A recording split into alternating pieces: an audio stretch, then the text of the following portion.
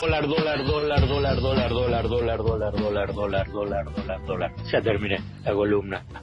Bueno, vamos a hablar un poquitito más del dólar. Muchos plantean como que esta fue la peor semana. Yo la verdad ya no sé qué significa ya peor, sino que como se va acumulando hay una intensidad, yo creo que sí mayor sobre el tema. Y más por la nominalidad. ¿Qué significa la nominalidad? Y bueno, cuando el dólar blue te llega a 195 es como que te da una sensación de abismo. Pero la cuestión es que si subió de 130 a 160, ahí la verdad que ahí también tuviste un salto muy importante. Pero más allá de la nominalidad, me parece que hay algunos factores que quiero rescatar simplemente para dar elementos de análisis, no sobre qué es lo que va a pasar, cuál va a ser el valor del dólar, sino tratar de entender esta, si quieren, corrida cambiaria o esta inestabilidad cambiaria, y esta inestabilidad cambiaria en relación a otras inestabilidades cambiarias o a otras crisis cambiarias. Puedo decir que es inédita. ¿Pero por qué es inédita? Porque cuando uno analiza las diferentes corridas cambiarias que ha habido en la Argentina, y ha habido muchas, vamos a poner en los últimos 45 años, siempre ha habido disparadores que incluso hasta disparadores objetivos que permiten explicar la corrida cambiaria. Por ejemplo, un aspecto fundamental está vinculado con lo que se llama la restricción externa. Cuando hay un momento que hay una escasez relativa de divisas y que por consiguiente no hay dólares suficientes para abastecer toda la demanda, entonces ahí se produce una corrida. O cuando hay que pagar mucho de deuda y no tenés esos dólares. Pero ¿qué es lo que está pasando hoy en la plaza cambiaria y que considero que pasa a ser una corrida cambiaria inédita? Porque casi todos los disparadores que han habido de corridas cambiarias anteriores hoy no existen, hoy no están presentes, porque hoy existen restricciones, regulaciones y caída de la economía, y la plaza cambiaria, o sea, el mercado cambiario, es muy pequeño para pensar que hay una corrida fuerte. El sistema financiero está muy sólido. Gran parte de los dólares de los depósitos de los ahorristas están líquidos en las entidades los tienen. O sea que no existiría, digamos, razón para decir, y bueno, los bancos no tienen los dólares, como fue en la salida de la convertibilidad, entonces ahí genera el pánico. E incluso esos dólares que tienen los bancos, a diferencia de lo que fue durante la convertibilidad, fueron prestados a empresas exportadoras que tienen los dólares para devolverlos. En cambio, durante la década del 90 prestaron los dólares a empresas que producían, cobraban en pesos, o a particulares que obviamente cobraban en pesos, o por créditos hipotecarios. La deuda, que es otra deuda pública, que es fuerte demandante de dólares, ahora fue reestructurada y con éxito, lo que despeja el horizonte financiero para los próximos años, por lo pronto para los próximos 4 años, donde hay una exigencia casi nula de divisas para hacer frente a esos compromisos. Además, se reconstruyó el mercado de la deuda en pesos luego del desastre que dejó Hernán Lacunza, el último ministro de Economía de Mauricio Macri. ¿Existe? Alfred, sí.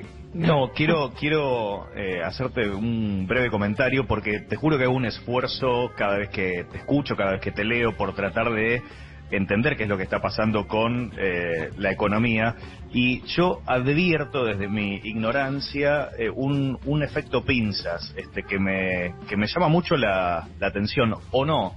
Digamos, por un lado, leo los títulos de los diarios hegemónicos y algunos ya prácticamente dan por terminada la gestión de Guzmán, ¿no? Hay una presión ahí por tratar prácticamente a Guzmán de inútil, de que nada le sale bien, no sirve, bueno, se tiene que ir.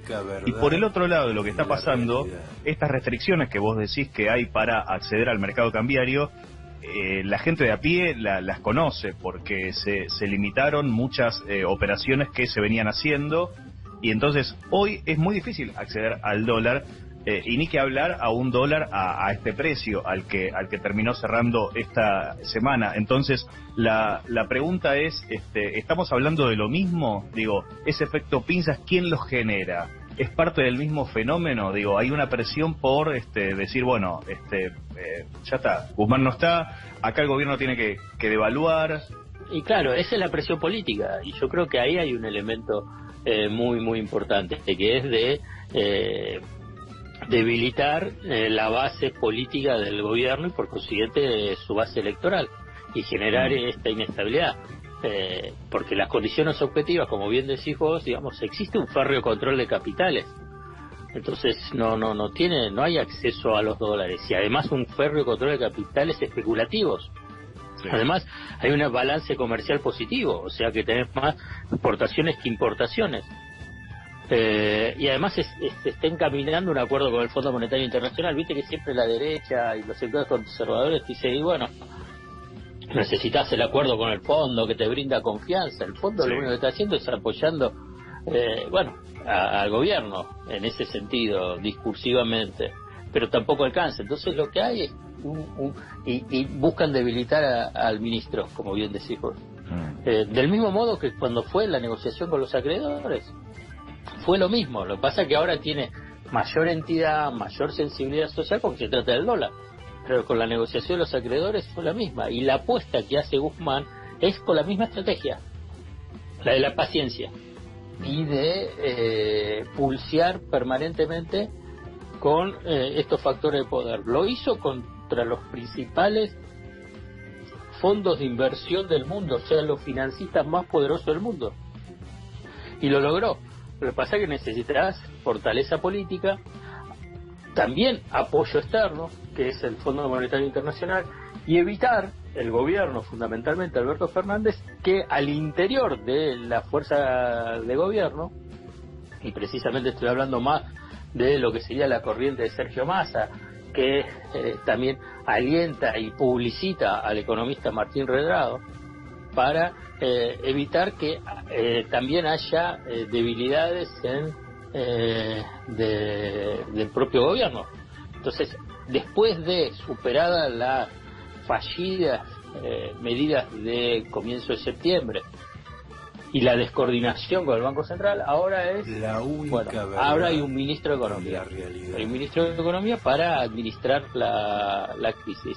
Y me parece que incluso, no sé si vieron o fragmentos, lo vieron completo, digamos, de Martín Guzmán con Fantino. Bueno, te das cuenta, digamos, que la solidez respecto a los lugares comunes que le planteaba el animador televisivo.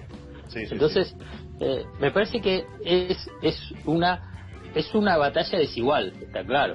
¿Por qué digo batalla desigual? Porque va más allá del gobierno.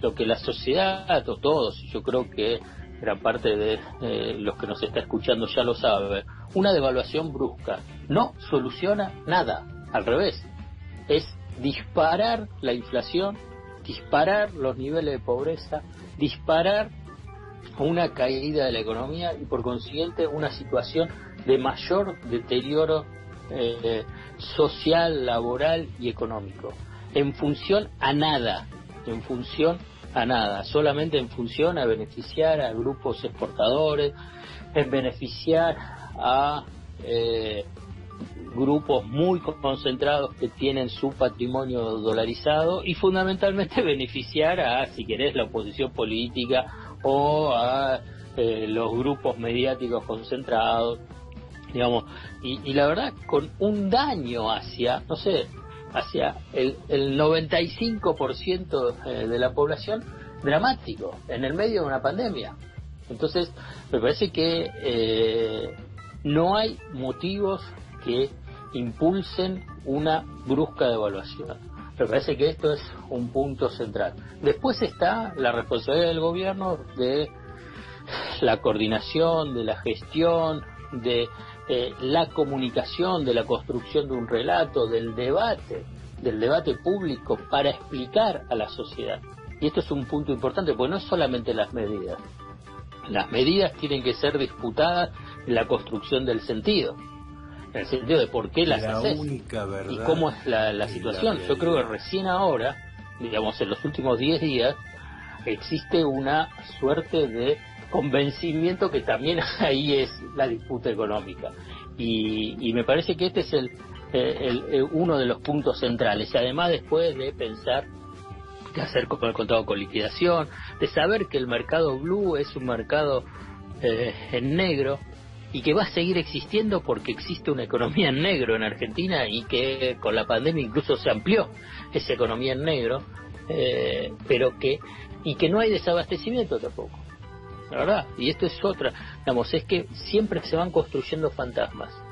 Y entonces me parece que uno de los grandes desafíos del gobierno es enfrentar esos fantasmas. Y enfrentar esos fantasmas es dar una discusión pública y contundente vinculado a cómo se construye el relato. Y me parece que esto es uno de los puntos centrales después de pensar el día a día qué es lo que pasa con la cotización. La única verdad es la realidad.